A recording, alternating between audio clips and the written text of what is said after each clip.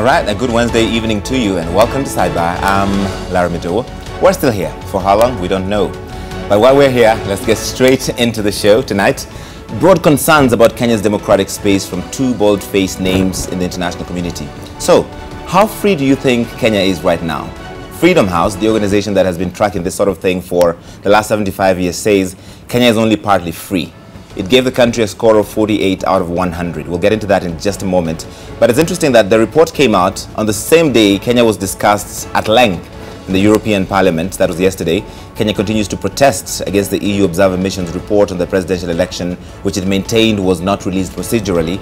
European MPs discussed the situation in Kenya last evening in a plenary in the French city of Strasbourg. For some flavor of that debate, here is our first Week in 60 segment for 2018.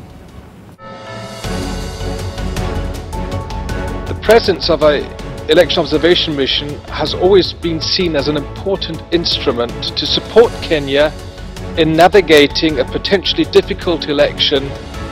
The government of the Republic of Kenya regrets the unprocedural and premature manner in which the final report of the EU Election Observer Mission has been released by the Honorable Skake.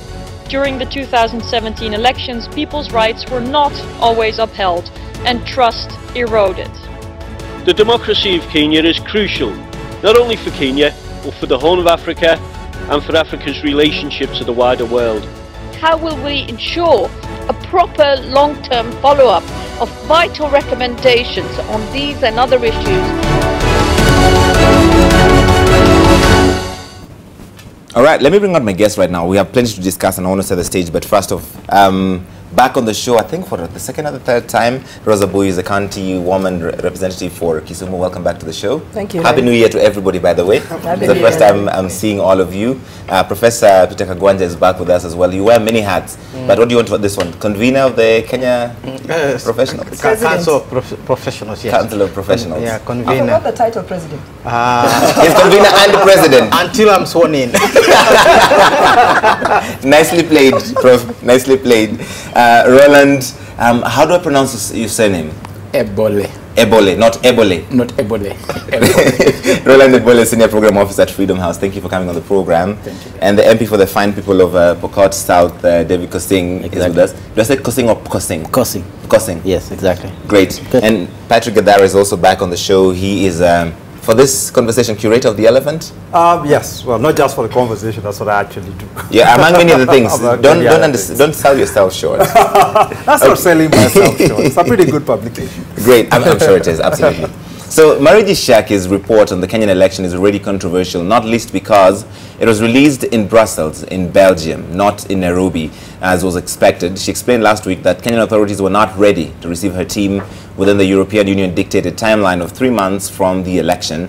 The chief observer urged Kenyan leaders and international partners to prioritize issues such as stronger rule of law, separation of powers, respect for independent institutions, and the rights and freedoms of the Kenyan people. And these are some of the things that she considered very important. But Kenya's ambassador to Belgium, Luxembourg, and the European Union, Johnson Weru, quickly ripped apart that final report. He gave a statement of his own to reporters in Brussels, accusing Shake, who's a Dutch member of the European Parliament, of personalizing the mission and going against the EU's Memorandum of Understanding with Kenya. The government of the Republic of Kenya regrets the unprocedural and premature manner in which the final report of the EU Election Observer Mission has been released by the Honorable Skake, member of the European Parliament. Her action has breached the terms of the Kenya's Memorandum of Understanding on Election Monitoring with the European Union, which called for a structured and official process. Let me at this stage express my dismay at the dishonest allegation by Honorable Skake that the government of the Republic of Kenya was not ready to receive the report of the EU Election Observation Mission. So members of the European Union, like I mentioned, want more support to Kenya so as to especially strengthen the country's electoral processes and institutions. The MPs who discussed the political situation in Kenya also noted that sharp divisions following last year's elections still persist today and the country remains divided. Here now, some of the submissions from the floor. Kenya is an essential player in East Africa, an economic powerhouse, an important pivot for regional stability. The presidential election was subsequently cancelled by the Kenyan Supreme Court, a brave and unparalleled decision which gave hope to many who believed the election process to be seriously flawed. Evidence shows that, on the contrary, independent institutions were attacked by political leaders, the police again used disproportionate force, and the independence of the judiciary and the Electoral Commission were still put into question. Thank you. On behalf of the group of the Greens European Free Alliance, let me now give the floor to Mrs. Valera. 2 minutes. Thank you very much. Building a functioning democracy, and it's something that we have had here for an awful long time, is something we tend to take for granted, and that's rather dangerous because we tend to give up a little bit on fighting for it, and yet it's always under threat, and we've got a number of young democracies in our member states. I mean, what I think we should actually be looking at, though, in spite of all of that, is Kenya itself. It's a peaceful country, much more peaceful than many of its neighbours. It's growing economically, and it is a beacon of stability in East Africa. Given the dramatic situation of the countries neighbouring it, South Sudan and Somalia, I think Kenya is in a good position. I mean, in addition, there is the threat of Islamist terrorism. I mean, let's not forget Al-Shabaab. So that comparison of the neighbouring countries is one that a lot of people usually have issue with. Somalia and South Sudan, and Kenya is better than that, and Kadara is laughing about that because a lot of people find it problematic. That said, let's talk about this for a moment before I dig into that Freedom House report, because the circumstances around this report have been controversial, not least because it was released in Brussels and the government didn't like what it said. Would it have been a different situation, Kadara, if it was a much more positive outlook on the election, do you think? Well, I'm sure the government wouldn't have had as much of a problem with how it was released if it was a broadly positive report. But one of the things I keep noticing is the government's objections seem to revolve around procedure, not the content. You know, I don't think I've had much dispute about the content and recommendations that are in there. So a lot of this just talk about protocol, which for me is fluff. You know, we really should be discussing what are the recommendations are there, which ones can we take up. And because there are changes that are required, you know, I think across the board everybody would agree that the elections have shown that we have many deficits within our electoral system, things that need to be fixed. So the sad thing right now is that the discussion on protocol is essentially substituting for the discussion on the fundamentals and on the real meat of the report, which for me is very sad.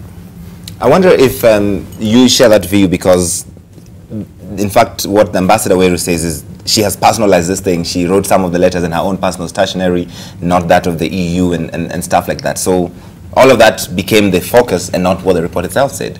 Let me be on record. I've been interviewed and spoken to Mariche 4 times over the whole period of observation by the European Union and many other times by her staff, and I made the point very clear that the European Union is walking a very tightrope because of its history of endorsing opposition parties, and at some time from 1992 to around 2002 the government of the day, and after 2002 the opposition. Then it needed to, my advice was that it needed really to state the main principles and avoid the details, because whatever happens, if they go to the details and the tonality of the report is going to fall into trouble. Now, I have looked at the report itself, and I looked at most of the prevention. Some of the points they were making were very good. Like, for example, we should not trust technology, we should trust ourselves, or foster trust amongst ourselves. Some of these are very good points. But then when you read the language, it's very patronizing, extremely condescending, and very combative. Like and it really bespeaks the traditional knowledge industry in the West about Africa, which is echoed by Trump this week, that Africa is, I don't want to mention that. And that is basically the problem, and that is the tonality of the report is what is abhorring. Over and above that, Mariche herself, and why she's beginning to be attacked, she was one of the ICC warriors as a Dutch member of parliament, she championed the ICC trial of William Ruto and Uhuru Kenyatta, and literally came out even making statement in the European Parliament about these things. So she has never shied away that she has an axe to grind with the leadership in Kenya, and that is quite open. When she said she was coming here, I was one of those who were invited to be part of the group that she was going to talk to when she was launching the report, and I still have the letter. It was abruptly postponed, and nothing was explained. We're still waiting to be invited. But my main point would have been, Mariche, it is important to respect other people and other people's cultures and civilization. Advice from friends and people with whom you share a long tradition is not bad. Election observation is not about prefecting nations. Yeah, it's about advising on what needs to be done. I'm sorry to interrupt, but this is the same thing. It's talking about the what's called the atmospherics of it, not what the report actually says. Sure. We want how she says it. Is what is concerning us, not what she is actually saying. And for me, I think that's the wrong discussion we're having. No, it's not the wrong discussion. If you're treating somebody like a child, like for example, kijana kuja hapa, you boy come here. It's no longer even important to go to the fact. Okay, hang on, Prof. I want to bring in Rosa here. I think for any country that wishes to strengthen its democracy and improve on its democracy, they would be more interested in the content of that report, as opposed to the how, the when, the character of the presenter and all that. It is in this same sidebar that we did discuss the European Union, the verdict they gave after August 8th election. Yes. And that time, the government was so happy that it said everything was okay. They were so happy. And it's the same lady who did give that report. What is it that has happened that suddenly you have an issue with her character, with her having served in which war, and what? I think if we are interested in improving on our democracy, let us pay attention to the content. Unless we are interested in other things. But the content is what we should clearly focus on. Take away what we think we can improve on and leave what we think is outright not the fact that it's patronizing, like he calls the report. I don't think it's patronizing. It's stating the fact or stating the truth patronizing. So you wanted to come and make you feel like everything was good for you to trust us. We have been doing history and we understand the image of Africa and how Africa is portrayed. So Africa is forgot that history after August 8th election. Did you forget that history? We actually told her. I mean, we said, don't generalize this. I personally went and told them that you engaged in too much details. Even when it was favorable, it was too much detail. Details is because detail you're managing our bedrooms and kitchens. That's not. European Union has not done the same for America, where Trump is doing everything shittish to deal with the. I think it's commendable that she's actually given us the details, so we know exactly the key areas to focus on. Exactly, and I think that we can complain all we want that, oh, she's not doing this to the US or to other places. But my point is, what do we get out of it? And I think if we focus on, we have a report that says certain things about how we run our elections and how we can do it better. Let's interrogate the report. We might decide there are things in it we don't like. That is fine, we can put those aside. And let's pick out the ones, as you've mentioned, that are positive, that are things we can actually work on. Let's pick those up. This discussion about simply what it sounds like or what it looks like or whether it's been presented in Europe and not in Kenya, that is all fluff. That is not what we should be really concentrating on. Honorable Kosing, your reaction to the release of the report, both the recommendations but also the drama around it.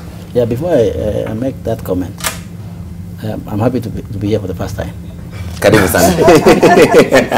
have been in this studio or this house or this place a number of times, but I've never been to your show. So I thank you for inviting me. Number two, I was thinking that I was going to see a bar or a side. I didn't see anything. It's a bar in a manner of speaking. I didn't see a side or whatever. So, but coming to this coming. so Larry, for me, I think I want to differ with my colleague here, my friend Patrick. When you're releasing a report of this net, in fact, to me, I think this is not a report. What is it? It's not a report. I think it's just maybe a motion for Europeans, not for us. And I don't know why we're discussing. Because that's bad faith. And that's number one. That's bad faith. Number two, that's activism. And that's wrong. You know, my expectation was that if it is something that might result into change, or for us to buy, and even have a discussion, she would have actually released here in Nairobi. Because that's a document for Kenya. That's a document for this country. And it's important for us, it's not important for Europeans. She can discuss about it there. What about if we decide to say, look, okay, fine, okay, you said there? Well, maybe ambassador is talking because of the image of the country. But we can also decide and just ignore. So what happens? It doesn't concern me or any other person. It's not binding. Because it was discussed and released elsewhere. For us, number one is if she had good faith, which she doesn't have. And of course, as Professor said, you know, I was in ICC, I moved that petition. I'm the one who petitioned against the country dividends and proposed an amendment to the Rome Statute to create an oversight mechanism for the court so that we are able to open the court for investigation and questions. You remember 2015 in October and November. Right. And apart from all those things that we know, she has bad interest and bad faith for this country. In fact, we should not even have discussed. We should have even let how can you come at, how can you arrive at that conclusion? Yeah. How did you arrive at that conclusion? Let me tell you, where was it released? It was raised in Brussels because she says the government was not ready to receive them. How? They have to release the report within 3 months, and the government was not ready. 3 months for who now? Like, they were given a date in mid-February to early March. But the question is, let's go back to the truth and facts, Larry. For who? That's the EU timelines say that the report has to be out within 3 months of the election. For who? Yeah, and they have an agreement, don't they? For whose interest? Let's be honest, Larry. You know, I know you as an honest person, and be honest in your sidebar. For who? This is for Europeans. I don't understand the question. For who? Releasing the report was released for who? For who? Whose document is this? To change what? To affect what? Okay. Fair enough. Hang on. Before you jump in, I want to go to Roland here because I want to talk about your report also in a moment. But you want to jump into this? Are you a representative of the I'm not a representative of the EU Observer Mission. No. Representative of Patrick here. Roland. So you have a question. I see Patrick is warming up, but this is a bar. You told me that it's a bar. So. It's not a bar of that kind. I want to jump in for one reason. When your enemy speaks the truth, does it cease being as in truth? The thing is that there were issues. There were issues during the electoral period, from the beginning to the end, from when the Supreme Court ruled on the irregularities and illegalities. And there were calls by the opposition to have reforms, electoral reforms and all that, which were not there. But again, the report speaks much about you know, the kind of killings that happened, the protests that the opposition organized, and the kind of police brutality that we saw. Right. Let's pick the truth. Let's start addressing issues of electoral reforms from that place. Let's start looking at issues of how do we handle citizens who are organizing and all that, before we start looking at the history of Sheikh, before we start looking at the history of the European Parliament and all that. Let's learn to pick truths and deal with the truths. Great. Now that you're speaking, I want to dig into your Freedom House report as well, because I mentioned it at the top of the program. First, I want to give you a global snapshot because it is very important to understand the specific Kenyan entry. The organization says democracy faced its most serious crisis in decades in 2017. So basic tenets like guarantees of free and fair elections, the rights of minorities, freedom of the press, I have a lot of thoughts on that, and the rule of law came under attack around the world. This is Michael Abramowitz. He is the president of the Freedom House.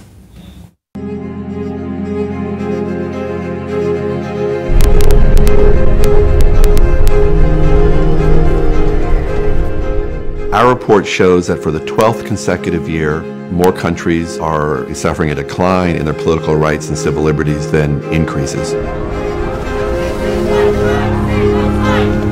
The quest for human freedom is a universal phenomenon. Success in one country is vitally dependent on the success in another country. We're not going to be fully protected until the entire world is free. These values are not just values that are nice to have. They are essential to prosperity and security and freedom. All right, so democratic rights are increasingly under threat right here in Kenya, if the last election is anything to go by. Freedom House ranks Kenya as partly free, with a score of 48 out of 100. Tanzania, by the way, is also partly free, but has a score of 52 out of 100 compared to our 48. Uganda has 37, Rwanda has 23, and Burundi has 18. So this is what the Kenyan example is. I want to just put this up on the screen so everybody has a good look at that. And as a key, 0 is least free and 100 is most free. So Kenya is just short of halfway through that. Last year, Kenya had a score of 51, so we've kind of dropped 3 points in the last year. The country scored 4 out of 7 rating in freedom, political rights, and civil liberties. And Kenya's press freedom status is partly free, but our internet freedom status is free. I guess that's the small bit of good news in that report. The only countries ranked as free, I want to give you a snapshot. This is sub-Saharan Africa. The only countries ranked as free in Africa were Cape Verde, Senegal, Ghana, Benin, Sao Tome and Principe, Namibia, Botswana, South Africa, Tunisia, and Mauritius. So who came top of the class? Finland, Norway, and Sweden. Each of them have a perfect score of 100 in the survey, which I guess is nice, something to aspire to. So that is kind of the global snapshot. You can see which countries are free, partly free or not free in Africa and around the world. Okay. Roland is still here with me. Explain how you arrive at ranking Kenya partly free. First of all, Freedom House has been doing Freedom in the World report since 1973. The first report actually ranked countries in 1972. Right now we're ranking 195 countries around the world, and we're looking at we're scoring countries based on political rights and civil liberties. So within political rights, you have 10 tenets of what you're looking at to rank in terms of it could be electoral processes, it could be political pluralism and all that. Then on civil liberties, of course, now we come to talk about tenets such as freedom of expression, freedom of the press, freedom of the media, and all that. Out of looking at the political rights, we have 10 out of the 10 points. The rank is between 1 and 4, whereby when we rank 1, that is poor in terms of their performance in freedoms, and 4 is at the highest, at the best. So that is 10 plus 15, that is 25, and all the 4 points you combine, you get the possible 100. That's why you find countries like Finland have gotten 100. For Kenya, you may realize that in 2016 ranking, the report that was released in 2017, Kenya had a 51%, and this time it has dropped by 3 to 48. Maybe we'll go into why Kenya has dropped and why in 2017. Your report says Tanzania is more free than Kenya. When we're talking about both partly free, but Tanzania has 50, I believe 52. Yes. When you're looking at partly free, sometimes it also depends at the period at which a country is being rated. For instance, 2017 was a very was literally a year that Kenya had to showcase its democratic observance of democratic rights, because it was an electoral year. So whenever there are elections in a country, then you know that within the tenets of the political rights, then a country is bound to either perform better or decline on its ranking. So I'm thinking for Kenya, mostly the 3 areas that it declined on are basically because of the 2017 general election. So it is the conclusion of Freedom House that generally the democratic space in the country has shrunk. Democratic space in the country has shrunk because if you had a 51% in the year before, and then you come and have a 48%, then there is a decline. And yes, there has been a decline. You're an elected MP. Do you believe that? You see, I was going to ask some big questions. I don't believe. Because number 1, I wanted to know the tools. Number 2, who did the research. Number 4, who is Freedom House? So in my view, I think this year we were tested and we came through. In my understanding of even political democracies and so on, I look at how free are institutions to be able to deliver their mandate. And if there's a country that has been tested, there are only 3 countries in the world. If there's a country that has been tested in Africa, it's Kenya. Our elections were nullified after 8. And everything went on well. First of all, even from the political players. People said, okay, we may not agree, but we accept the ruling. That was just a Supreme Court. Somebody would have said, okay, to hell with it. Those are tenets. Those are indicators of democracy. Look at the population itself after the nullification. What happened? The population was very resilient. Those are tenets of democracy. So when you say, oh no, the democratic space has shrunk, then we're wondering, then who is this? Okay, this Freedom House. Surely, is this guy describing the country? The one he's talking about, before you jump in, Patrick, I want to just see this institution issue you're talking about comes up in the EU's report, yes, which I'm looking at right now, the EU Election Observation Mission. You talked about institutions. I want to read for you what they said right at the outset in the preface. They have plenty of literature on just institutions in Kenya. Bring this up, Jackson, so everybody can have a look at it. This is their final report, the one that has become so controversial. And they say in their preamble, they've given 29 different recommendations, but they say the EU Election Observation Mission offers 29 recommendations for reform. These include taking actions to provide for the resilience of independent institutions involved in elections, including legal reform, strengthen the IEBC's independence and accountability, improved ICT arrangements, etc. So institutions already coming up there at the top. When you go down to the 29, they talk about institutions quite a bit. Do you feel the institutions came out strong in the last election season? In my view, they really tried, to be honest. And I want to ask, because maybe I've not been a panelist with Patrick, that give me an opportunity, because I have also given you. But if you want me to jump in you, I'm very good in that. But before I do that, which I might try today with you, then you know, I think we are better. And in fact, they tried. Look, an institution like Supreme Court, you know, they didn't fear to nullify the election, even if the stakes were so high. But they went on to say, it is nullified. Finish. Isn't that not resilience from our own institutions? I believe that that's also a mark of democracy. But again, also... Was that before or after the Wakora comment? Who was Wakora comment now? Who was Wakora comment? But before you came in, Larry, let me also tell you... Honorable Mkosing, was that before or after NASA told the Supreme Court they need to redeem themselves? Because both of these things happened and both of those affected the judiciary. No, to me, they were very resilient. NASA were talking about 2013. About redeeming themselves. But let's come back to 2017, where this report is talking about. We are not, I don't know what this report said in 2013. But in my view, and in terms of structures, I think our country is much democratic, more than any other. Okay. Because the three things, if we want to make real quick. Number one, the Supreme Court was so strong enough to say it was not done correctly according to the law. Number two, politicians accepted. Leave alone Wakora, that was your own comment. But politicians... Actually, that was the president. The third is the population of Kenya. People said, okay, fine. Oh, yeah, we can go back on another election. There was no fight in this country because of that. So I would say that this country is more democratic than before. Honorable Boyu. Let me take a deep breath. Is this country more democratic than it was a year ago? Let me just go back to the way they put it. I will not agree with what he says, that democracy, there's a decline in the democratic space of this country, because it's really not a decline. The democratic space in this country is in tatters. To say it's on the decline is being mild. The reason why I say this is because for every country, the way that its citizens or Kenyans can show or participate in the democracy of the country is through an election process. And that is actually given to us and granted to us by the Constitution.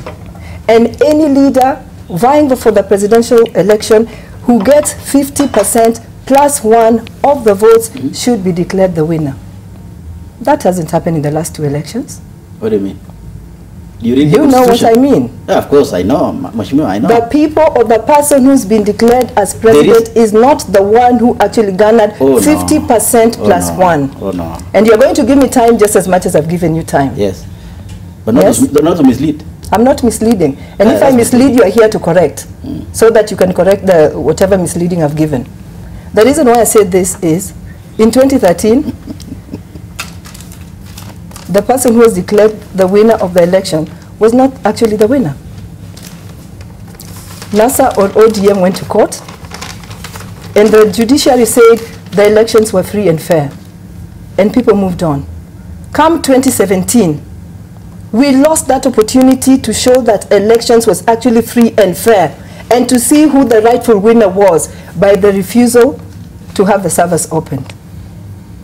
And that was a dictate by the judiciary. Open those servers. And it's just unfortunate that they did not take it up to the end. All right. Because IBC showed contempt, and they were not made to pay for that contempt. Okay. And I'm sure if those servers had been opened, it would have been different. Look at what ends up happening in October. When the campaign was, do you participate in an election or don't you participate in an election? Only about 40% of Kenyans chose to participate. So the other 60% actually chose not to participate, believing that election was sham. I never chose. So you declare that person a credible winner with 40% votes? Absolutely. Voter turnout? Absolutely. Yeah.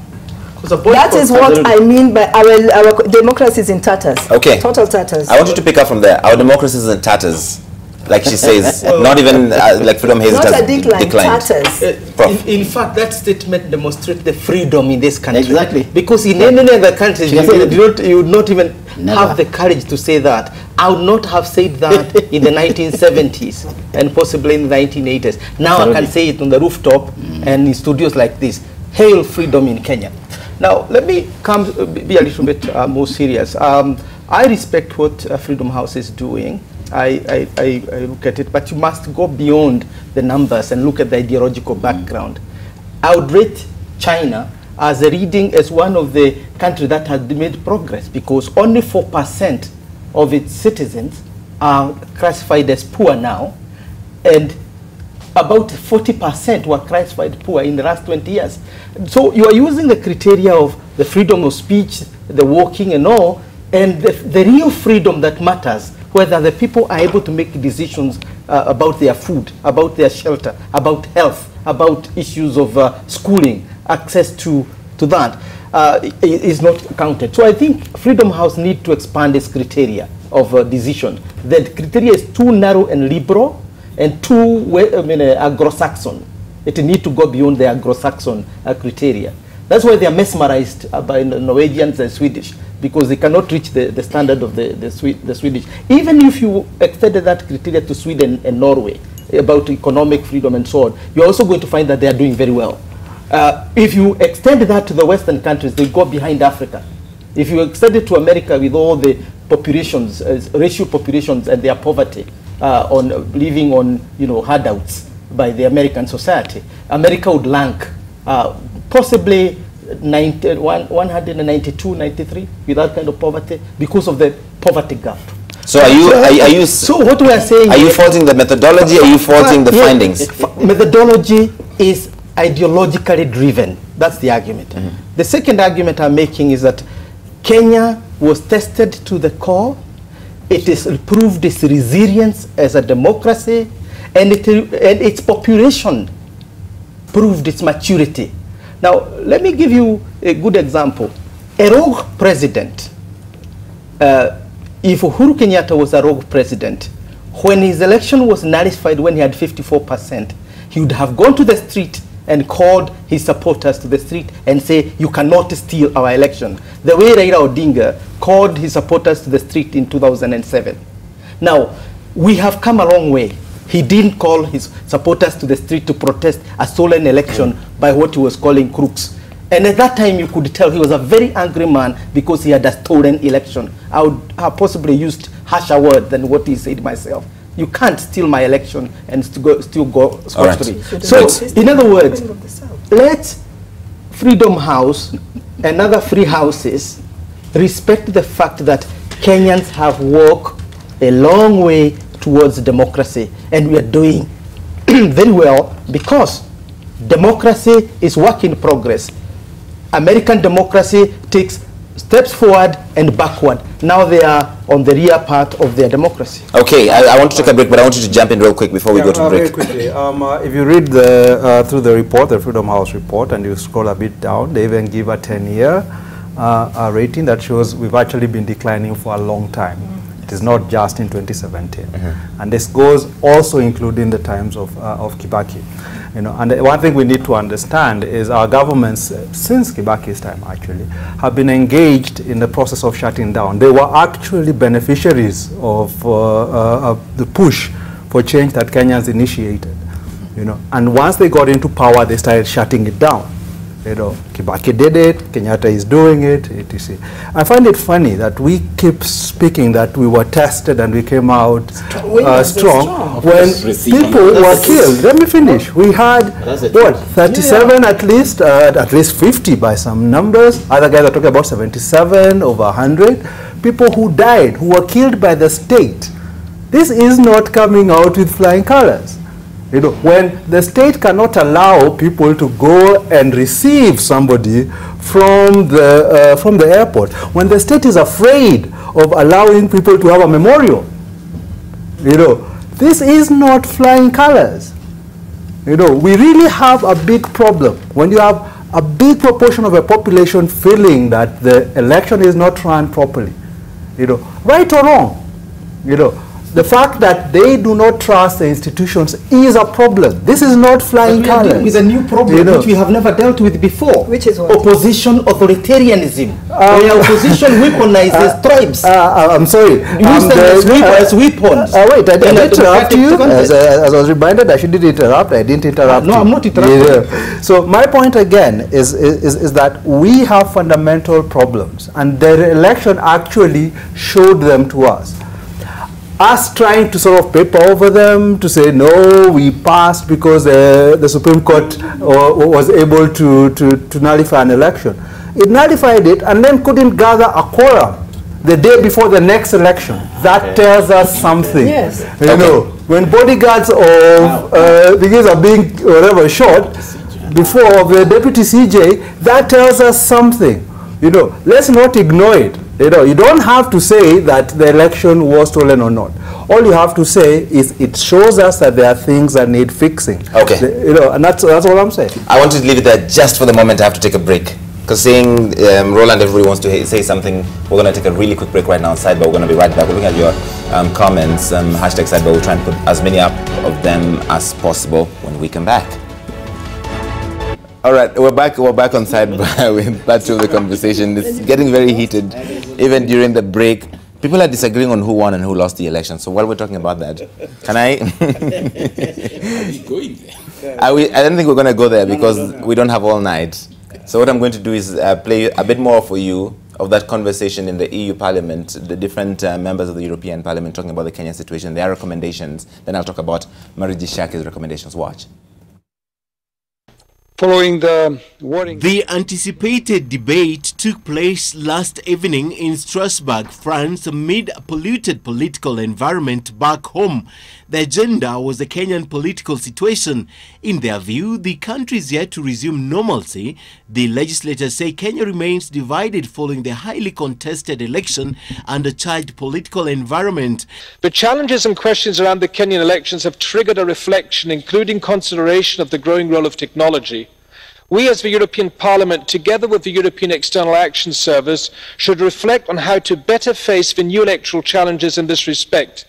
In addition, in mid-2018, the Democracy Support and Election Coordination Group will organise a high-level election observation conference with the participation of the representatives of EU national parliaments and international organisations, where the case of Kenya will also further be discussed. The MPs now want more support, both technical and financial, advance to Kenya in order to strengthen the existing political electoral processes and aligned institutions. They also noted that the October 26th repeat poll was better executed than the August 8th election, but still question why the Supreme Court could not raise quorum to hear an urgent matter filed in court a day before the election. Kenya can move towards more inclusive governance and more inclusive development. All communities and ethnic groups should feel that they have a role in the country's present and future. Kenyans have already decided that the devolution of powers in the existing constitutional tool to achieve this goal. Kenya has a huge potential for economic and human development. It can be a force for stability and growth in the whole region. But the only way to unleash its potential is by making Kenya's democracy stronger and more credible. The EU chief observer, Maria Shake, who led the election observation mission in Kenya, said rights were violated by security officers during the electioneering period. She told Parliament that during the mission, they never held Kenya to lower standards. Yet, just because things could be worse, it doesn't mean that they're good or good enough. I remain convinced we should never hold Kenya to a lower standard, including on the respect for human rights. And I have met many Kenyans who are keen to enjoy the highest levels of democracy in their country. I wish them strength going forward and for the EU to be their principled partner. The lead observer clashed with the government last week after releasing the final report in Brussels, Belgium, alleging the government was not ready to receive it. The contents of the report include 19 recommendations on how to ensure an acceptable election. The final report is on the EU website. Ken Mijungu, NTV. The chief observer of the European Union's observation mission in Kenya, Mariji Shaki, says, should we hold Kenya to a lower standard, which appears to be at the heart of this conversation about the democratic space shrinking or not, which is because things could be good, but they're not good enough, as he seems to suggest. But what is your view on that? Because that plays into your report, but also what the EU Parliament has been talking about.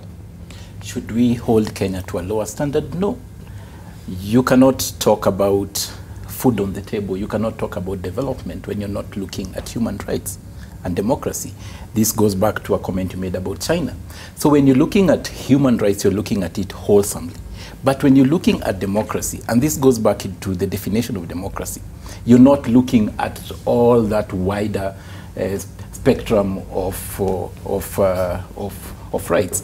But civil liberties, at best, you know, people's right to assemble, political participation, you know, citizens' right to actually freely form political parties and also just demonstrate against bad leadership and all that. Those are some of the tenets that make a democratic nation what it is.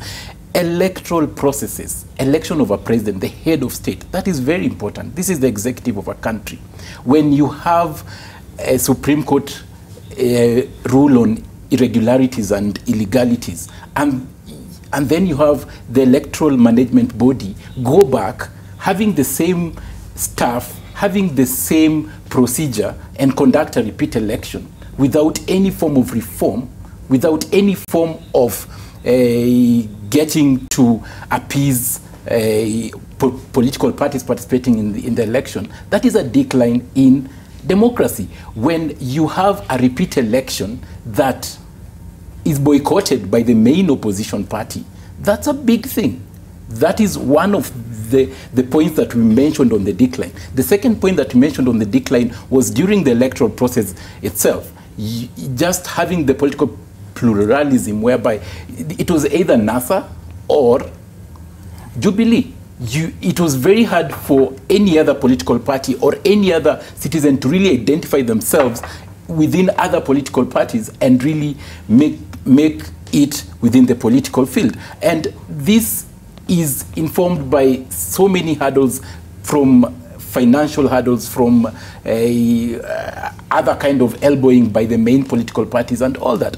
But also lastly, and this is debatable as well, as I mentioned, just the aspect of a repeat election whereby the main political party has boycotted. So those are the three main areas where Kenya lost its score from 51 to 48 within the last scoring of Freedom in the World. But what's wrong with that? What's wrong with people boycotting? In fact, Larry, I think I'm now getting more understanding. The report might not have suggested, but the speaker is suggesting who he is or who they are representing. I mean, they are representing the opposition and NASA.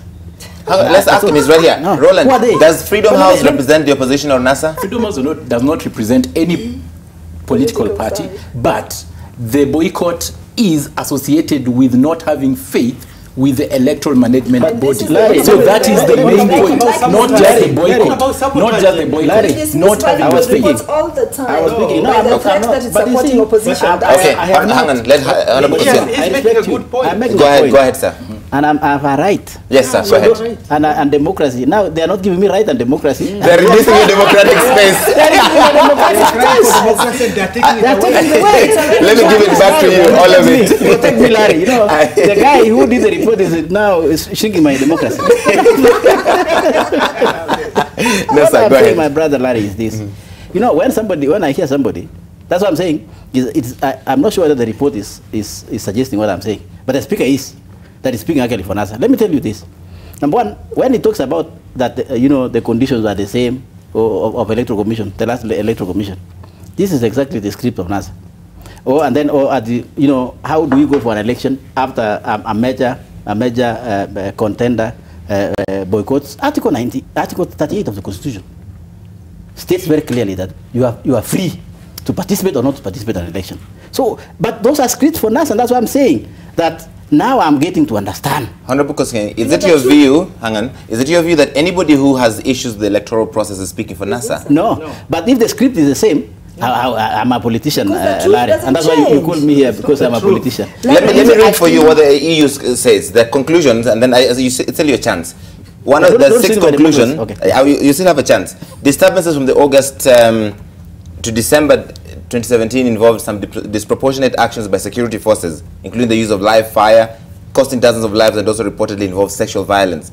Criminal elements and gangs also contributed to the violence, they said. There was increasingly ethnic dimension with ethnic profiling and threats observed in different parts of the country. The 7th conclusion says Jubilee's unilateral amendments to electoral legislation during the fresh election, harsh rhetoric against the judiciary, and acts of intimidation against civil society were highly antagonistic and not consistent with international commitments and good practice for democratic functioning. They also criticized NASA. They say supporters of NASA assaulted and intimidated polling staff, attacked IBC officers, and disrupted electoral preparations. This is illegal and anti-democratic. You see, he's smiling now. No, I'm not. No, you see, or you give me the smile. You see what I'm Your reaction to that. So it's not just Freedom House saying it. The EU's observers also noted the same issues. And they are in the same basket. Of course, the same basket. Yeah. And I want to say this. Now I'm even beginning to know where this is driving us. And I hope you'll give us an opportunity to say later where this is driving us. And I'm trying to say that this is a country. And if there's a time when we feel that we are more democratic, it is now. Larry, this country this year, I would see you people in the media following demonstrations, even following the police, even when they're sometimes assaulting some citizens. You are there doing your cameras and so on. Which country can you do that? In fact, even anything, there was a problem even in opposition, rather than even the government. Opposition were chasing media until when the government came and said, look, you know what, wait, these guys have a right. So I'm trying to see and understand. And if there's more democratic space, have you ever been in a country where people talk about secession? That I want to cut my country this side, I want to cut my country this side, and you can host them in Sidebar, or you can host them in a reputable institution like this. This is democracy. It is a lot of advancement of democracy. That's why I'm saying, I'm almost seeing where these 2 reports are taking us. Larry, both the EU and this one, I'm almost seeing where they're taking us. Can I follow my politician? Yes, follow the politician. Yes. Larry, democracy and human rights go hand in hand. And in the constitution that was promulgated in 2010, the Bill of Rights is extensively covered, where your right to speak even as you're speaking is granted. That is widening democracy space, where not you shrinking. are protected. That's in the constitution. Yes, and I agree. You are protected as an individual with equal rights like any other individual in this country.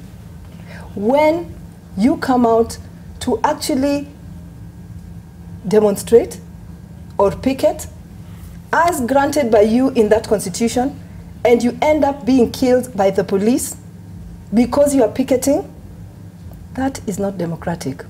When baby Pendo at 6 months loses her life lying in that bed because of nothing that she knows, Mora of 9 years being killed because of nothing that she knows, you want to tell us democracy in Kenya is not in tatters? When a helpless child or a helpless baby can die in the hands of the police because of doing nothing but lying in a baby coat. It's not a decline. Honorable Boyu, respond to this. Supporters of NASA assaulted and intimidated polling staff, attacked IBC officers, disrupted electoral preparations. This is illegal and anti-democratic. And you know why supporters of NASA were doing that? Because they've shouted and pleaded, let us have dialogue on electoral reforms. And nobody is listening. Government, let's not go into an election without electoral reforms, please. But the government is going on with IEBC to organize for an election. So what do? You leave them with nothing but to actually try and stop it so that we don't have elections.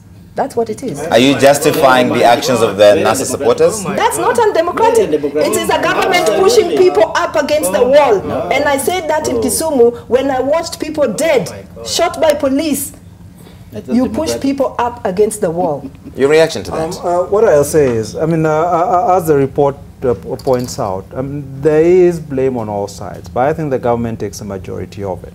You know, I mean, there is no doubt that it did push people to the wall, that its own approach and the refusal really to acknowledge that we have a problem, let us fix it, you know.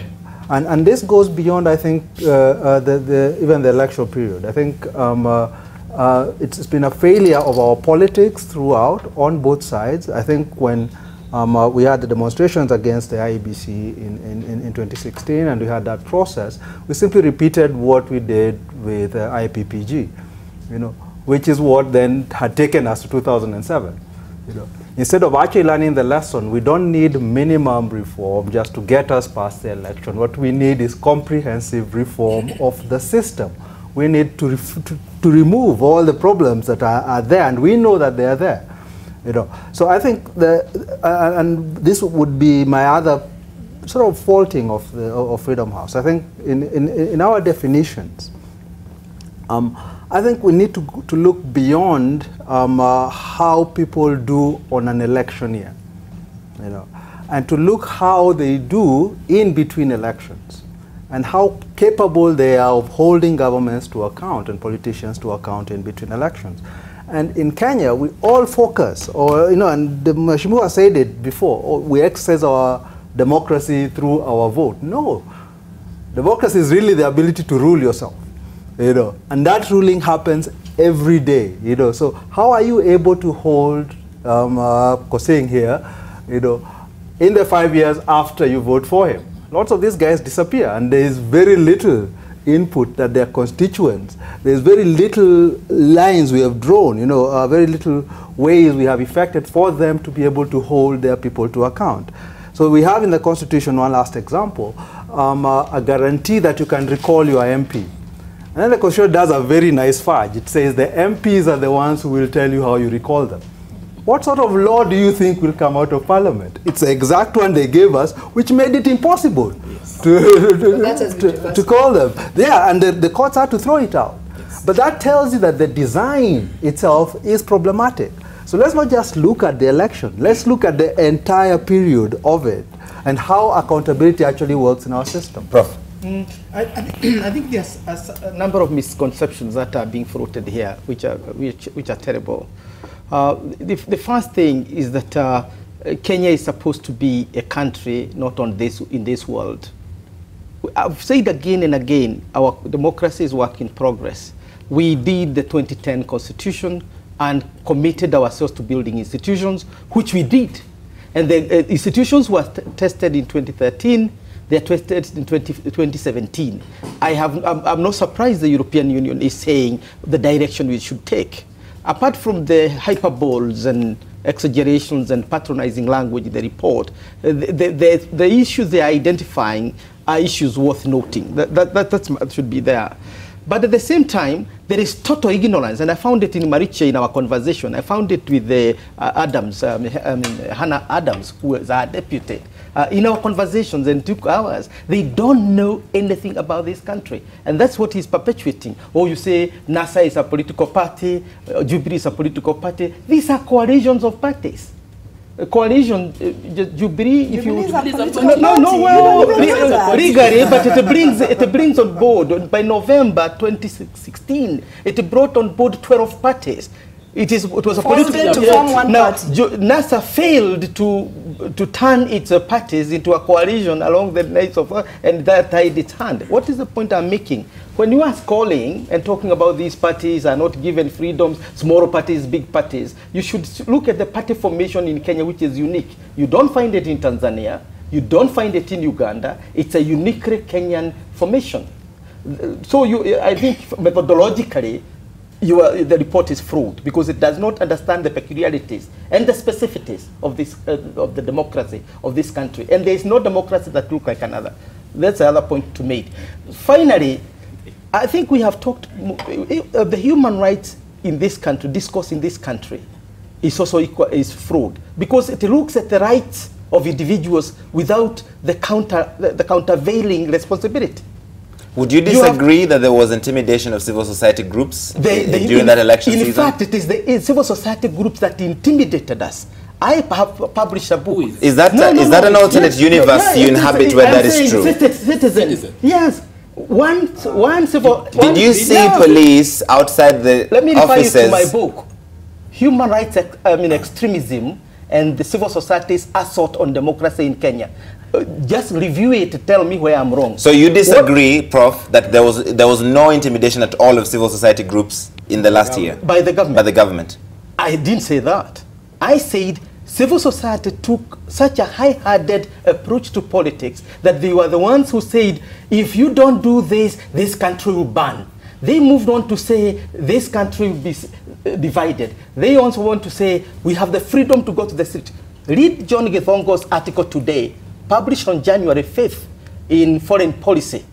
He's declaring war, Africa's generational war, and he's saying they are ready to pay any price. Read it, and you see what kind of thing we are talking about. The thing. No. What I don't get is this. What I don't understand. You're not disputing that the government intimidated civil society. And civil society. Are you disputing that the state killed very many citizens? And are you disputing? No, my question is simple. No. Are you disputing these things? It is not. If you're not disputing, then surely you are saying there are problems. Which need to and these problems need to be fixed. Yes. You know, and that is what I've been saying is, let's get away from the rhetoric. But that's not a political agenda. Why do we have what you're saying is, why do we have investigation machinery? It's the police who are killing people. No. You know, and to date, how many policemen have been held to account? The man who was holding the man who was holding a knife in the front of the newspaper with the blood and carrying a bunch of bananas. Has he been arrested? Why has he not? Has he been arrested? Now we have a problem. Hang on. We have a problem if the police are not doing their job. This is a sidebar. Let us just argue like this. I want to be able to hear everybody. What I really don't get is if police fail at their job, which you right now articulated that they have failed, you know, to bring justice to that guy with a knife. Then secondly, the police kill people, which you are not disputing that they did. I'm wondering, why, in what universe are you now saying that we have a perfect record or we don't have a problem? We have serious problems that we need to fix. I need to dispel something. Yes, sir. Roland. When we are rating the countries, you have free, you have partly free, and you have not free. So we're not saying that in Kenya you don't have a voice. We don't say that you cannot speak, like you cannot say secession, but we are saying there are democratic values that have not been respected. So there has been a decline. So that is what we are actually saying. And again, when we are talking about simple issues such as, let's say, going back to police brutality, the issue, you cannot say citizens were also attacking people. That is true. But again, how was the police well placed to actually deal with that? Larry, can I make my point? Yes, accountability issue. My problem is not the public. It is when a political formation decide to use its support base, ethnic or otherwise, as a weapon in its political agenda. And therefore you weaponize unemployed youth and send them to the street with the stones and other crude weapons. Then the outcomes are inevitable because law and order will be maintained. And then you come around and accuse the people, the law enforcement, that they used excessive force when there was already excessive force in the street. I was always in the thick of this, and I want to tell you from experience. If you saw any of those demonstrations or throwing of stones, the police always caused it. If you had a demonstration, just listen to me. I gave you your time. Am I going to have mine? Thank you. I'm wondering whether what I'm saying is this. If demonstrators got out to demonstrate and the police did not actually, what's the word now? It's going away. Did antagonize? Not incite, antagonize, or come out with force. You are demonstrating. You are just heading to IBC. All of a sudden, tear gas is on you. Water, I don't know what that water is in. I'm telling you, don't ever get that water on you. It itches on your skin. Now, you're wondering, what is it? So you protect yourself, because every human being would like to protect themselves. So it is that the police, all the time in each of those demonstrations, that caused that violence. But do you agree with me that NASA leaders weaponize certain tribes? Weaponize what? Meaning turning people into political weapons. How do you do that? Which is criminal.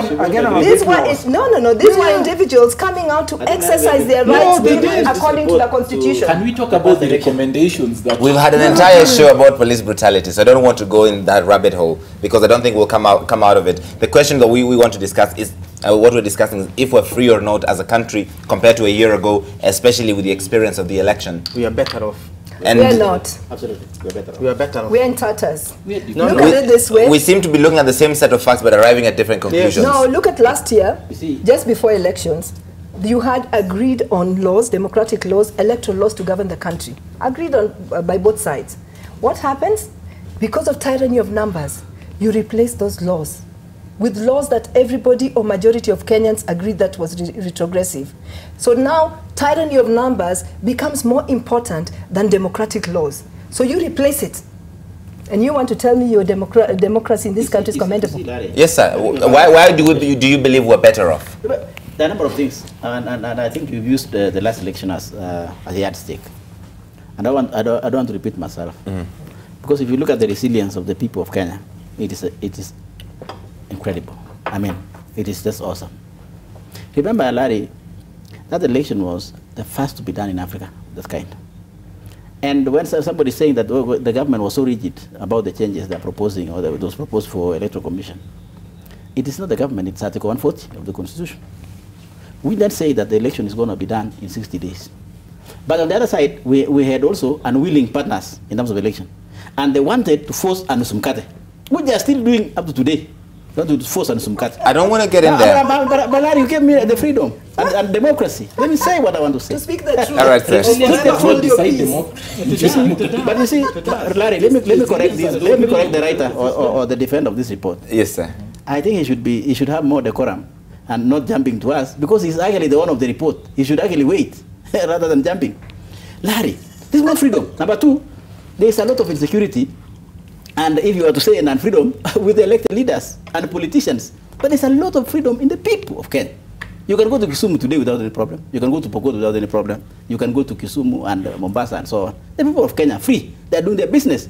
There's a lot of insecurity in people's mind, and I know what they want to do, Larry. They want to force Anusumkate. Who is there? And the politicians, they want to share positions. They want to force Anusumkate. And what they want to do, they want to use such reports. How is this related to the democratic space? I'll tell you. I'll tell you. I have an idea. I'll tell you why. You know, they want to use some reports, like for example now, this one of, you know, the democratic space has been shrunk by some quarters. So what do you want? Let us have some dialogue so that we can open or we can increase the democratic space. That's coming back to the table. That is coming back to the table. That's coming back to the table. And remember, this if my reading is telling me right, that this institution is funded by America, in terms of state, almost 100%. And therefore, America is trying to send its agenda. And we know the agenda. The agenda is, let's bring the president and NASA to talk on the table. And I've said, okay, well, I've seen in the papers, we have the money. And the only way to make them, or to police the people of Kenya, so that they can force these guys to meet, is, oh, you know, the democratic space has also shrunken. It's gone back, so please go and sit, open the democratic space. You know what I'm saying, Larry? I'm saying those strategies, in my view, oh, okay, we are going to be sworn in on 30th and so on. It's feeding back to this report. Is and that, therefore, this is like is dialogue a good or bad thing for Honorable Kosing, hang on. One person at a time. I just want to follow up on his thoughts. I want to follow up on your thought process. Honorable Kosing. For Nusumkate is bad. So there can only be dialogue on Nusumkate, not on electoral reforms. No, this is Nusumkate. Why did you use the institutions that are established? So, Honorable Kosing, are you saying that all of these different international independent organizations, Freedom House, Amnesty International, Human Rights Watch, the European Union, the Americans, a lot of other different embassies, all conspired with NASA to trigger a Nusumkate? Any reasonable person like me. But I thought you don't know freedom. You can prove, no, I can say how. Is that a yes or a no? All of these different independent organizations and embassies conspired with NASA to trigger a Nusumkate government? Yes, so in your I'm a man created by God with a brain. And I'll tell you this. But dialogue for hang on, Prof. Let me tell you. If somebody is born, let me give you this example. If a child is born in Pokot, for example, where I come from, right? And you don't know the child properly, so they call the father and the relatives, and they look at the ears. We don't have DNA. We don't have DNA, Larry. So they look at the ears. In fact, they look at your ear. They say, "Oh, this is the right child." Let me tell you. If you look at this child, it's American child. And what is American policy? American policy is please sit on the table. The other day you saw Godek. This is why you're saying the democracy I mean you're closing by democracy. No, closing by democracy. Look, recently last week or 2 weeks ago, you saw Godek. Where was Godek? He was meeting with Angola and my good friend on the Bombadi. For what? Please let us, I have the money even for us to come and meet. But Godek and the other ambassadors also met President Kenyatta. Yes. But you see, that's where are they going? Please come and talk. Come and talk. You answered yes. So to recap, just to make sure you understood the question. This is the aim of the report, Larry. All of these different independent international organizations, Human Rights Watch, Freedom House, Amnesty International, the US Embassy, the European Union, the British, all of them conspired with NASA to trigger Nusumkate government? He was right. You look at the ear and determine what hue they are made of. So you're saying yes? I said yes. And I'm trying to qualify. Yes. I do an analysis of who is who in Amnesty International. Yes. Who is in Amnesty International? The expert on Kenya. Muthoni Wanyeki. Yes. We're coming back to the who. Then let's go on. Who are they in the board of that? So now we get into personalities. We're discussing personalities. You look at the DNA. You look at the DNA of this report. Now look at Freedom House. Who is there? Ebore. Yes. Who is Ebore? We know. It's not Kurus. But let's get a bit serious. It is important to decode and analyze. It is important to decode and analyze strategies of politicians. 2017 election was about law versus dialogue. The rule of law versus dialogue. Dialogue leading to Nusumkate. And it did not start during the election. It started before. In 2016, we have the anti-IBC protests in the streets for months. What were they about? They were all about not making the election not workable, ensuring that we have no election, so that we have a 2007 scenario where we sit and talk, and then reform the constitution, have what we call parliamentary system, where we have a prime minister, we have two deputy prime ministers, we have a vice president, and possibly a second deputy president. So it is your view, therefore, that NASA's fight for electoral justice is purely about positions? It is to cannibalize. It is to cannibalize the constitution in order to give space just to how losers. Can dialogue cannibalize democracy? Constitution, but that's what you want to do. Just listen to me, and I want to be so different from you. Dialogue cannot be bad for a democracy, for strengthening democracy. But because of the fear that one side of this country seem to have, that fear is what's eroding our democracy. You are gripped with fear that anytime anyone calls for dialogue on improving the country, they must be wanting to share power. Just keep quiet. Yes. You had your time. Yeah, no, I'm not talking. And you are talking. You are not talking. You are talking. What is the fear? What's your fear? This is the fear that why are you gripped by this fear? If somebody asked for dialogue, if I was the president, I'd listen to that person, because dialogue is enshrined in our democracy. The right to air your view, the right to be listened to, the right to be heard, all that is protected in our constitution. Why would you be so scared that if somebody wants to talk or to dialogue with you, they must be wanting half of your mkate. You are the government. You have the full machinery. Listen to your citizenry. You cannot be a government that does not listen to its people. Yes, Patrick. I think this is one of the problems with having politicians on shows, because they have an agenda. You asked a question, and you get an answer that has nothing to do with the question that you asked. You know, and that is the truth. And that's what's been happening here. People are spreading out innuendo and then building a case based on it. Oh, there is an ear, it looks like this, it must be his kid. And then we build a whole thing on it. There are very many people who have similar looking ears who are not kids of others. So it is not true. It is your assumption. Patrick, and let's not, let's not build cases based on assumptions. When you sat here, your first statement, you said you don't know who Freedom House is. Yes. And then suddenly you are now an expert on how they're funded. You know, so so you said before, let's be serious. So let's actually be serious. And I think we're serious. And if we're serious, we would acknowledge two things. We've got two reports. That even the professor admits that reports have certain things that they are saying that are helpful. Yes. So why are we beating about the bush? Why don't we actually discuss what are these things that are helpful? What are they telling us about the situation we have now? You know, and how then can we fix it? The second thing I would say is, let's not just look at snapshots in time. Let's actually think about the system that has brought us to where we are. And if we accept your premise, which you said a bit earlier, that we all love Kenya, we all would like to see it succeed, then surely you don't just love a piece of it. You love the whole thing. And there are people in this country who are hurting, who you know, and we've got to acknowledge this. And if you, as you say, you love them, then surely you have to be thinking, how do we bring these guys on board? Doesn't mean you have to believe you're wrong. You know, all you have to say is, yes, there are people who are unhappy. Let's deal with that. Let's make them feel like they're part of this country. And how do we do that? How do we do that? You know, and I think it's by sitting down with them, by not delegitimizing them, not saying these are just so loose. Let me finish. Larry, I would not finish. Let him finish, then we'll come back to you. Not delegitimizing the things that they say they want. You know, let them sit down, let them say, explain to them, yes, here, there, you know, let's have a discussion, let's have a chat, you know. But what we are having now, and so actually on both sides, is one side says, oh, those people, all they want is to stick to their power. These other guys, all they want is power. But in between, you've got citizens who are hurting, that whose issues nobody is actually addressing and dealing with. There is a problem with our electoral system, you know.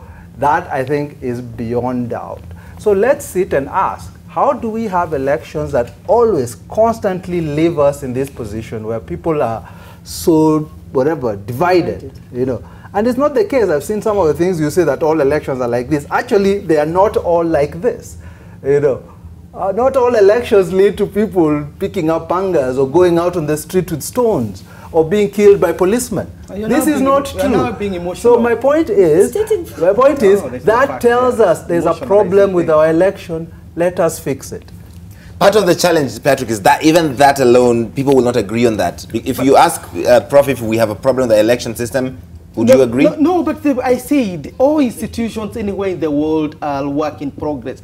Point to me what is. That is a very generalized. That's a very generalized assessment. But let me say this: we have a problem with our election system, and the problem is that we have not accepted the tenets of democracy, where competitive elections will always produce bitter losers and sometimes, you know, winners who have no humility. Now, in our particular case, the problem we have is that we are having a double speak. Double speak in the sense that we want a dialogue, for example, between President Uhuru Kenyatta and the opposition leader or the opposition team. Why are we not calling the same between Trump, who rose to Hillary Clinton, but they respected the law? Why is America not calling for dialogue between Hillary Clinton? Two, why are we in Kenya not calling for dialogue between Anyang' Nyong'o and Raguma? And both were supervised by the same electoral body. No, let me finish. Let me finish. Why are we not calling for a dialogue between Mwangi wa Iria in Murang'a and his loser, Simon Mwangi, whatever, Dr. Mwangi. Why are we not calling for dialogue between, Joho and Hassan Omar?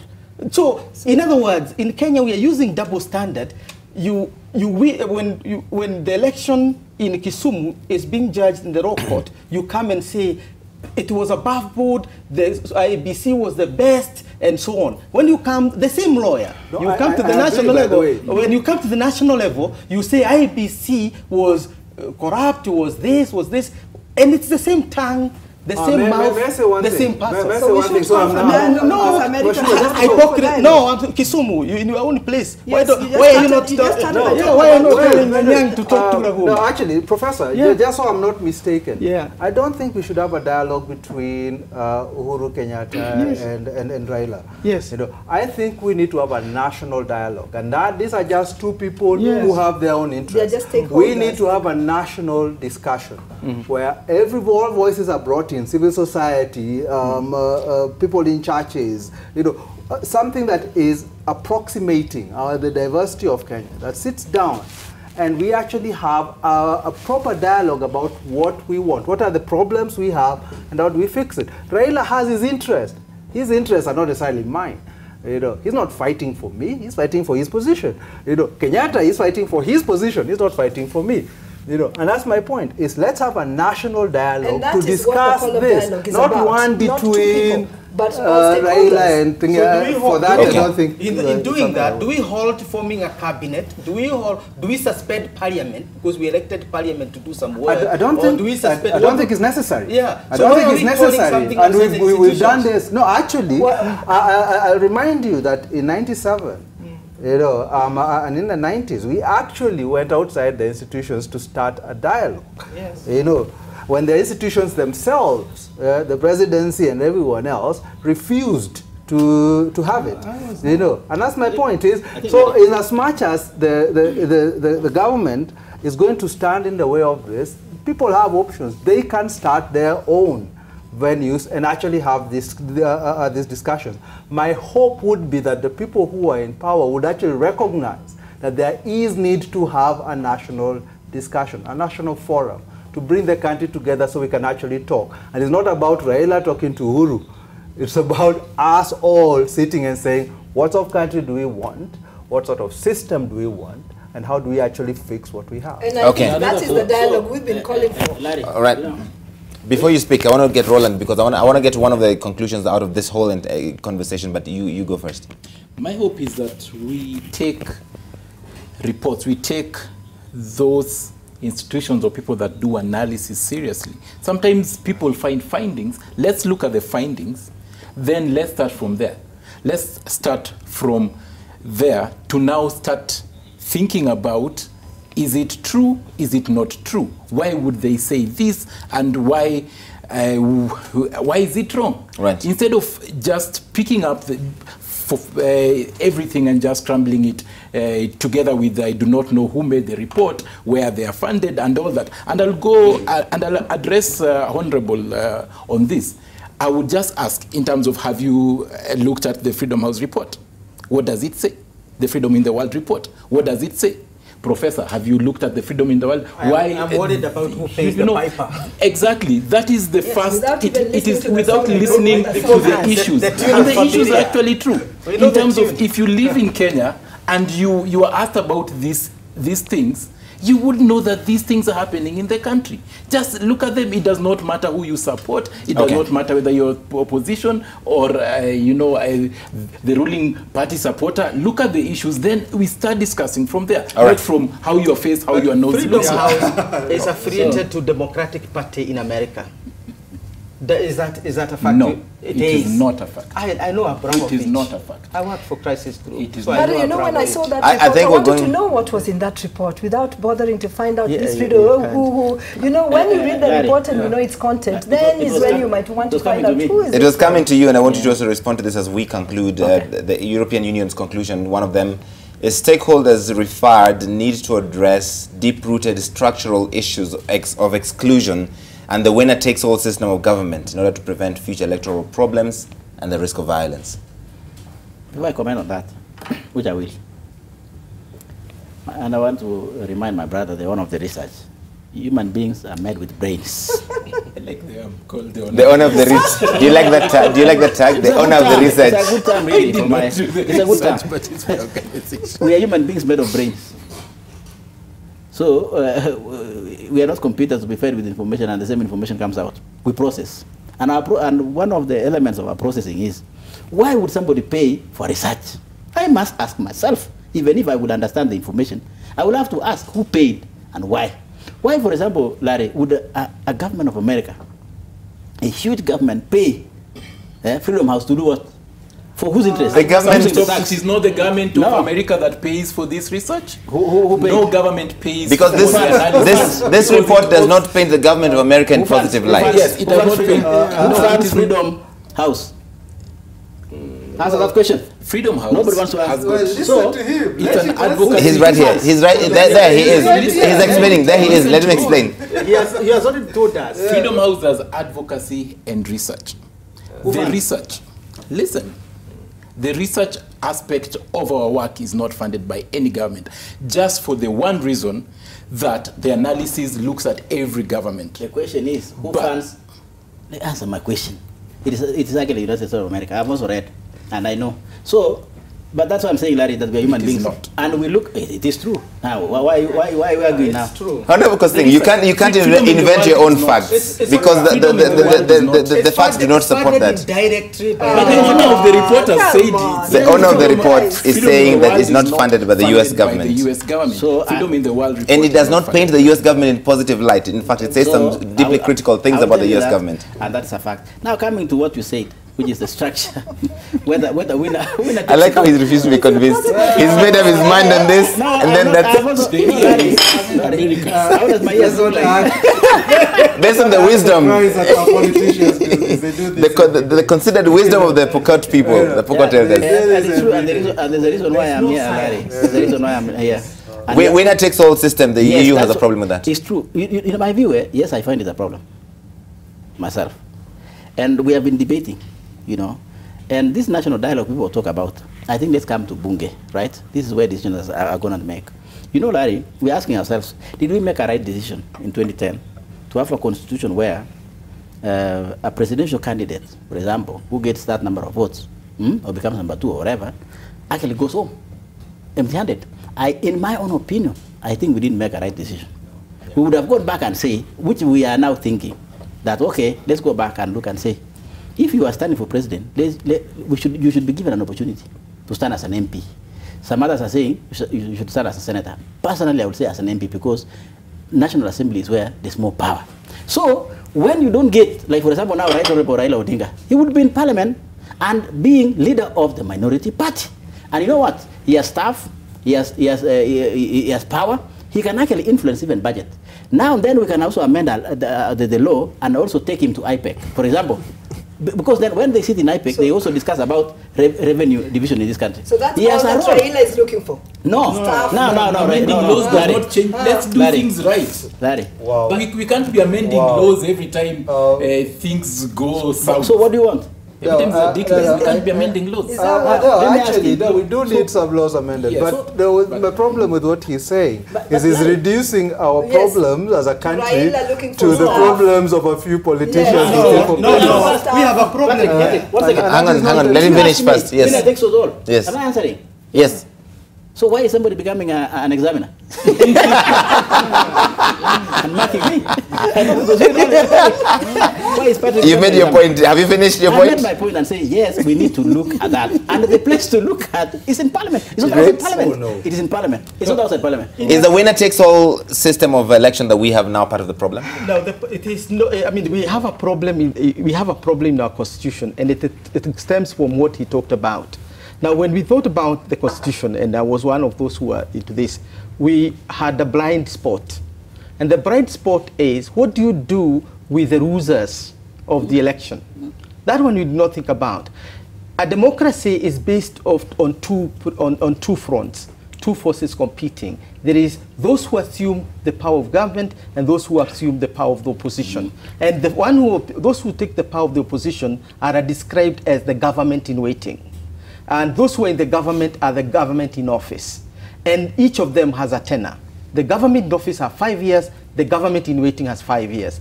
What we did not do is to empower the government in waiting to do what it is supposed to do, including resources, offices, personnel, and everything, the opposition. Therefore, what has happened in the last 10 years is that the government in waiting has decided that it is not going to do its business in the institutions established, and it is going to do its business in the streets. Because the leader is outside. Because the leader is outside. Okay. It's not. That's the truth. My biggest problem is because my biggest problem is we just deny. We're in denial and we refuse to actually acknowledge what the problem is. What's the problem? The problem is unjust electoral. No. Keep quiet. Let her make a point. Unjust electoral practices, and we are talking about Raila here, and I'd also like to talk about Raila. I think what you are trying to say is Raila would not be complaining if, for example, he was a loser and he got recognition. Just keep quiet. You've already talked extensively. Yeah, but so what I want to say is this. The quest or what we are fighting for is electoral reforms. When you have a just and free and fair electoral processes, it doesn't matter who the winner is. Even the loser will walk away and say they did not win, if the process is free and fair. So what our most immediate problem is to ensure that our electoral process is free, just and fair. So it doesn't matter whether if I stand for president, for example, yes, or if I stand for any position, yes, and the process is deemed by me also, perceived by me also as a loser to have been free and fair, I'll walk away and shake your hand. But so it doesn't matter whether you give me recognition and give me a car and give me an office. It doesn't make the process right. We are fighting for a free electoral process. We are talking about two different things, Larry, here. Because you're thinking the problem is the lack of recognition of a loser. That is not the problem. Larry, can I correct myself? I never said what Mheshimiwa said, that I'm looking for somebody to recognize. You asked me whether the winner takes it all, and I've answered. Okay. So you're saying a loser should get some recognition I have been asked. We don't want recognition. We want to strengthen and deepen our institutions. Great. Is the winner-take-all system part of the problem? I would remind these guys that in 2003, 2002, all of you, we had an election. One person lost. Didn't get anything. Lost, went. Yeah. You know. And he accepted. And he accepted. Yeah. Winner-take-all then wasn't a problem. Yes. You know. So why is it that we think now that that is that is not the problem? Exactly. You know, my point is this. My point is this. What people, I mean, why don't we simply take people at what they are saying? What they are saying is our problem is not that we want Nusumkate. It's like our problem is the electoral system. You yourself have agreed. Let me finish. Let him finish. Please. No, please. I haven't requested your assistance. No. Let me say. Let me do my thing. Let me do my thing. No. David. Now let him finish. Let him finish. So say what it is. No. Let him finish. Let him finish. So, Professor has already accepted that look, we have problems with the electoral system. No, ask that question directly and he said yes. No. We have a problem with the way we conceived our constitution as far as winners and losers. No. Prof, everybody, gather up. Please go ahead. Okay. So there's a problem with the electoral system. These people are saying we are on the streets because we want the problem with the electoral system fixed. So why don't we actually fix it? That is something we all agree on. You know, let's sit down and say, now what that problem is a discussion we can have. You know, and I think lots of people will be quite open. Let's discuss it. What is it? Is it, as you say, the fact that the losers aren't taken care of? You know, or is it something else? So let's have that discussion. What I don't understand is why are we running away from the discussion? Why do we seem sort of almost insistent on saying that no, we're not going to have it because they actually want to we as Kenyans, Kenyans want discussion. It's you who are articulating it. You are actually inciting Kenyans to have a dialogue they don't want to have. No, they do. How do you know that? Let me say. Kenyans don't want to have it. No, Kenyans voted parliament as the forum that decides their issues. If Parliament decides, if petition Parliament. This is not true. Petition Parliament. This is the argument of Moi in '97 when he was saying that let's have it. And in '97, if you, as you're saying, or the guys who are forming the alternative, the venue of discussion, the National Constituent Assembly, when they were setting it up, they were saying, no, it cannot be that you reduce Kenyans to parliamentarians. If we are going to have a discussion, a national discussion, you cannot sequester as that only it can happen. Let me finish. That it can only happen in Parliament. Okay. No. You know, these are the things that we ran away from we in did not say that. You know, that's what you've just said. That's what you just said. Listen. Yes, what were you saying? I was saying yes. We have erected a Parliament. When the debate goes beyond Parliament, there are two ways of doing it. You can call a referendum on an issue we don't agree on. And the referendum also presupposes public debate. So there is no space for public debate or dialogue outside of Parliament? No, there is. A referendum. Without a referendum. A debate. Listen to this. A debate in a democracy. No. A debate it's not a discussion. No, not really. You are mistaken. A debate in a national context must result in the change of the law or the removal of the law or the strengthening of the law. If it does not lead to that, it's called a revolution. Yeah, but the debate it's not can happen. Larry, that is not. Larry, even if as a country, let me take it from the legal point of view. Even if as a country we want to have a dialogue outside the provided systems like Parliament, then we'll have to go back to Parliament to enact a legislation, right, to guide that whatever you say, a national dialogue. Because, Larry, you don't... Yes, exactly. This is my opinion. Are you saying there is no space outside of Parliament or the referendum? The same question I asked you. Let me finish. Created by Parliament. Patrick, let me talk. The nation cannot debate a major national issue. Hang on, ladies and gentlemen, hang on. David, are you saying that there is no way for the nation to have a discussion on matters of national importance without Parliament either enacting a law or having it inside Parliament or a referendum? The question which I'm trying to drive... No. Answer my question first. How? There's no other way outside of Parliament. The question is, you can dialogue outside Parliament, and even it doesn't have legal structures of dialogue, it's useless. It has no legal standing. It's useless. It's just like... Just allow me. No. Hang on, wait. And Patrick, don't be excited. You'll have time. You're the one who's excited, sir. I'm not. I'm trying to reason from the legal point of view that for a debate, for a discussion to be meaningful and binding, it must have certain levels of legality. You must. You can even have a national dialogue. Even now, you go to Jivanji Garden. There's also a dialogue there. You can go to even my constituency. There's a dialogue. But where does it end? Nowhere. But when you have a legal framework, for example, we can agree as a country, say, look, you know what? Let us have, and even that national dialogue, who comes in? Is it just a blanket? We must have certain structures and parameters of negotiation, like what we had leading to our constitution. We had a law. We went to Bombers 1, Bombers 2. It was guided by law. Then from there, Larry, you bring now that discussion into the House. All right. To adopt it as Roland, you've been trying to get a word in for a while and it's just crossing by, so you get to have a chance.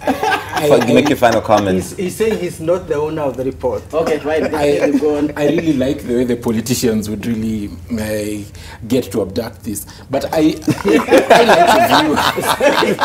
what is being abducted? The report is actually butchered in so many ways. You're giving him back after you abducted him.